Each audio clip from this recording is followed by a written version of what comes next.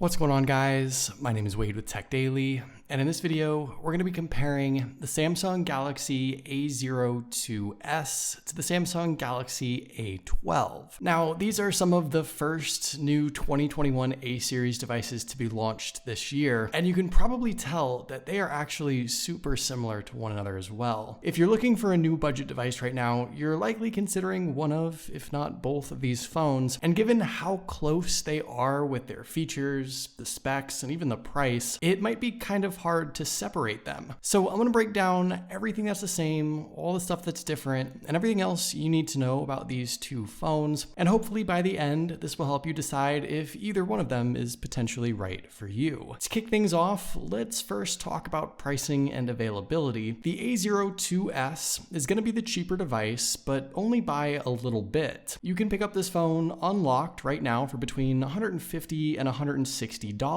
The A12 retails for between $175 and $200 unlocked at the moment, and the prices are going to depend on where you're located and the configuration option you choose for either phone. But in general, the difference is likely going to be $40 to $50, give or take. Now, that's not a huge difference in terms of actual dollars, but relatively speaking, you're paying some 15 to 20% more for the A12, which I can understand could be a significant difference at this price point. But what I will say is that considering how much more phone you potentially get with the A12, I think it may be worth the extra few bucks. And I'll get into all that in just a second. But if you guys are interested in doing some comparison shopping of your own, I'll leave some links down below in the video description to all the deals and discounts for these two phones. Physically, I think it's pretty obvious that these two phones look almost identical. They're both 6.5-inch devices, that's the screen size, but the body and housing line up almost perfectly as well. So in the hand, there's not a whole lot that sets them apart. In fact, from the front, there's nothing that's really different at all. They both have the same teardrop notch for the selfie camera up top, a similar larger bottom bezel down below, and I think if these phones had the same wallpaper, it'd be impossible to differentiate them. Around back, this is where you can finally tell them apart at least a little bit. Obviously, the design of the rear housing is different, but it's all just aesthetics. The A02s has sort of a gray and black diamond pattern, while the A12 gets this lined, textured feel and contrasting bottom detail. But the materials are the same, it's all plastic, and neither phone offers any water resistance or wireless charging or anything else special. So while visually the design may be a little different, neither phone has any real advantage. Interestingly enough, the only other real physical difference between these two phones is in the side profile. The A02s has a more prominent taper to the edge, while the A12 is a little thicker and boxier, but that's really it. And to be honest, that design difference is subtle enough that if you didn't know to look for it, you probably wouldn't notice. And in the hand, these two phones feel almost identical too, from the size to the shape to the weight to the materials. And honestly, the biggest thing worth considering here is mostly that getting such a big phone like the A02s at a cheaper price might be nice if that's what you're into, but at the same time, fans of last year's A01 might be a little disappointed in not having that super small, compact form factor.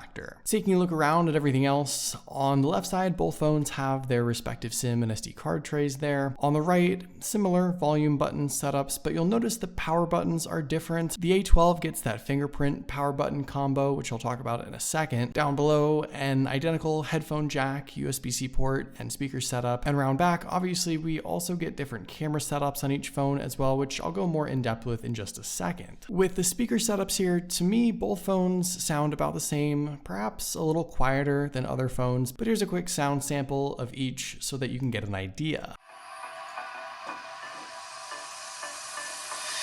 I don't know what you want. Let's have a bit of fun till I downfall.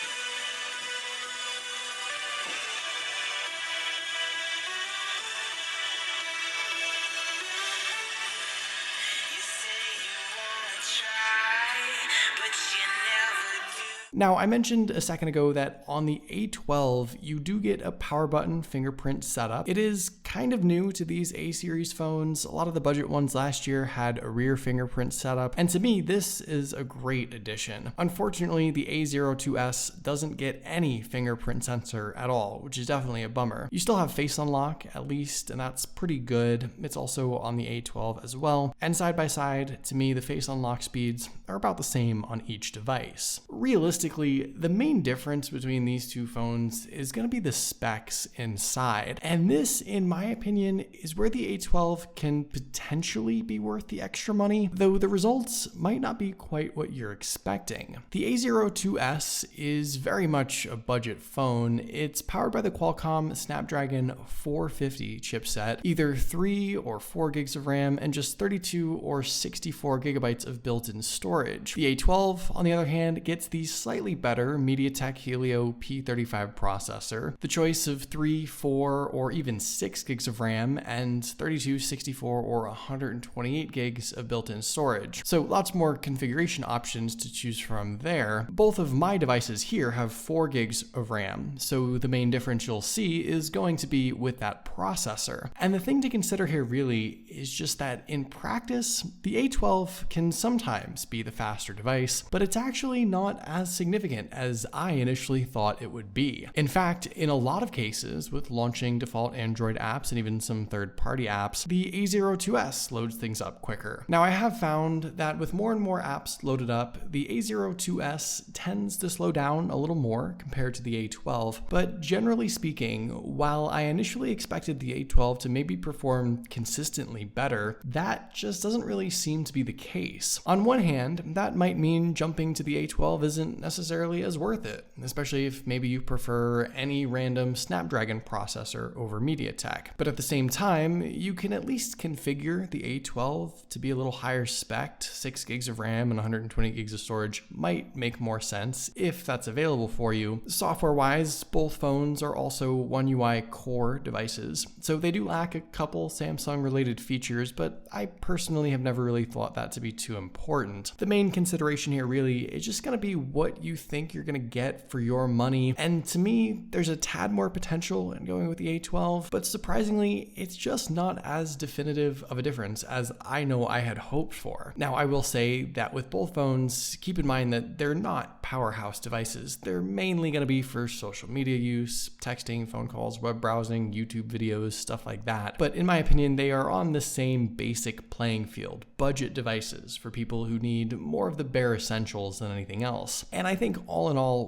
while the A12 might still be the better overall value, the A02s is just not as big of a downgrade as I figured it might be. Also, both phones are powered by the same 5,000 milliamp battery inside, and yes, we could argue that maybe one processor is a little better at power management than the other, but in my personal experience here so far, neither phone has had any real advantage in longevity. You can expect a day and a half or so of use under normal circumstances with both devices, which is great, and the same 15-watt charging speeds as well. So when it comes to battery power, I don't really see either phone having any advantage. And one other thing that's pretty much the same with both devices is the actual viewing experience. I already mentioned that these phones offer large 6.5-inch displays, but the technology behind the display is identical as well. They're both PLS IPS panels with resolutions of 1600 by 720. For whatever reason, they seem to have slightly different pixel densities according to some spec sheets, but generally speaking, what you'll see on both phones here is an almost identical looking picture. If you really want to get picky, sure, maybe the brightness varies a little bit. The A02s seems to peak a tiny bit higher, and maybe the color differs a little too. The A12 seems to be just a tiny bit more punchy and saturated. Overall, I'm sure the calibration of the screens is off with these two phones by just a little bit, but I don't think that's on purpose. They effectively have identical displays in nearly every capacity, and you don't get any actual measurable advantage here with one phone or the other. In general, they're decent displays for what they are a bit low in resolution for this size, but they're budget devices, so this is probably what you could expect. And more than anything, like I said already, getting such a big screen on either one of these phones for these price points is really the main thing you're getting. Finally, the last really significant difference actually between these two phones that might be worth considering